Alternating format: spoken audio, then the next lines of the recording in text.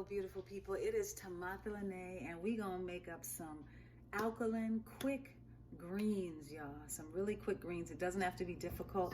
I have here some beautiful Swiss Chard greens here, and it was 3 bunches of them that I had. I got 3 bunches, organic from Whole Foods, and they're pre-washed, and I also just took the stems off. So the stems are taken off and they're pre-washed. And so I washed them before this video. They weren't washed there. The store didn't wash them, I washed them. But so we're just gonna jump right in, because with this alkaline eating, you wanna be able to make your food quick and make it in bulk. So I'm gonna make a lot of this, and then I'm gonna freeze some of it, and then I'll eat some of it for dinner. So that's kind of what I like to do. So I took the stems off, it's washed. And now I'm just gonna kind of cut it up just a little bit. These are cooking shears, so they're scissors that I have devoted just for the kitchen, okay? And so make sure that you subscribe for other healthy alkaline recipes, and check out my series that I already have that has, like, I don't know, probably 20 plus recipes in there. Check that series out, Healthy Alkaline Recipes, because I share a lot of things, how to make breads, alkaline breads and things, using foods from Dr. Sebi's list. But you just want to cut this up. These greens are so full of so many different minerals. They're very healing and cleansing for the body, and it's just really a good way to be able to just have some healthy, good food. So what you want to do, the one thing I forgot to mention is I also have already pre-made some like a vegetable broth or stock. And what I do is I freeze it so that I make a big pot of it, and so it doesn't go bad. I freeze it in these little ice cube trays, silicone ice cube trays, and then what I'm going to do is go ahead and turn this fire on, like on a medium, and I'm going to take out one of the cubes and put that in there.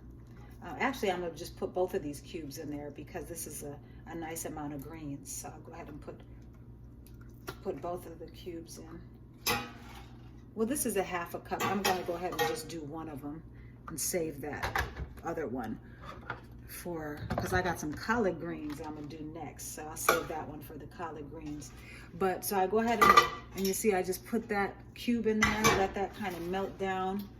That'll take a little bit. And then also, if you want, you can go ahead and season up. So I'm going to put just a ½ teaspoon of Celtic salt in here. And ideally, you could have already had that ice cube melted down, but I wanted to show you all the ice cube. So I didn't melt it down ahead of time. But while you were washing your greens and things like that and cutting the stems off, you could already have this cube of your vegetable broth already melting down. So that just gives it a little more flavor and adds even more nutrition to your greens.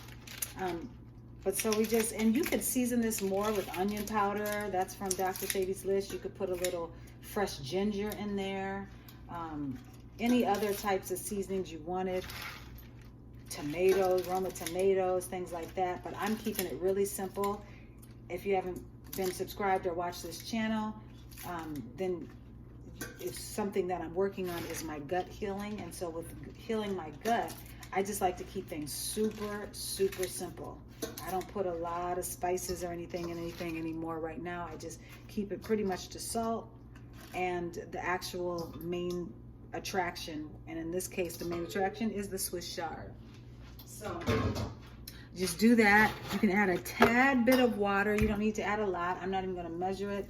That's probably about 1/4 cup of water. But if you know anything about greens, you know that they will, the water will come cook into it from the greens. There's a lot of water in the greens. Okay.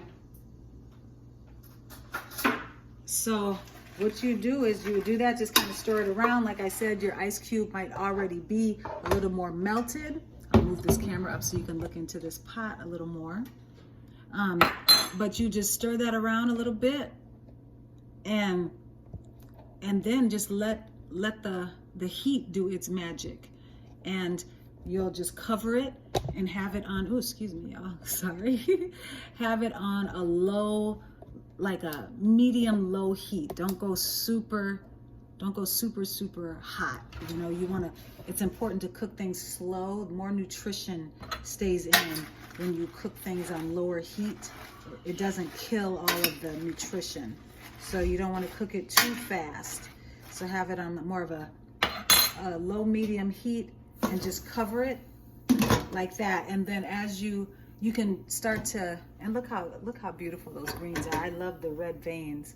But as it starts to cook down, you want to come back and always check it, stir it so that the flavors get mixed in, and just kind of keep covering it, moving the greens that are on the bottom to the top, things like that, so that it really cooks evenly. And then you'll see these will wilt down, and this big pot will soon be not a whole lot of greens. It'll seem like less because they really do wilt and cook down. But this is a really good, easy side dish. You could have some portobello mushrooms with it. You could have like a nice garbanzo bean dish with it. Make some like garbanzo bean patties. And like I said, portobello mushrooms. I have quinoa bread in the oven cooking right now.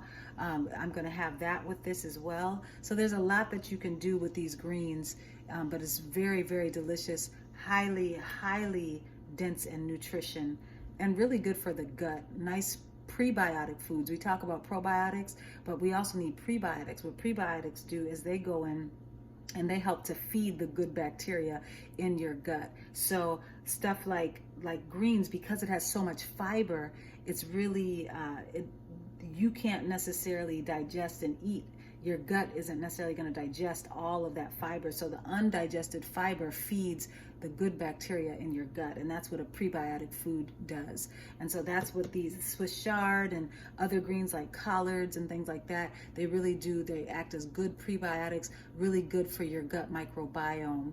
So if you haven't seen my other videos on gut health, make sure to check those out. I talk about the benefits and the importance of eating prebiotic and probiotic foods.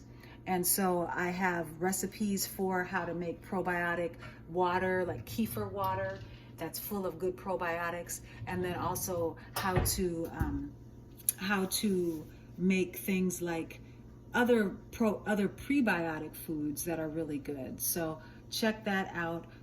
Check out my whole series on gut health. I have a recipe for a candida friendly smoothie. If you feel like you have candida overgrowth, you don't want to be having a lot of sugar, so I have a low sugar fruit smoothie that uses a lot of berries and limes and things like that. And so while y'all are here, y'all heard the timer go off. That's for my quinoa bread. So I'll go ahead and take it out, show y'all what it's looking like right now. It's not fully done. It needs to be flipped, but you can kind of see kind of how it looks. Beautiful bread. It needs to be flipped. I'm gonna actually put it in for a few more minutes before I flip it.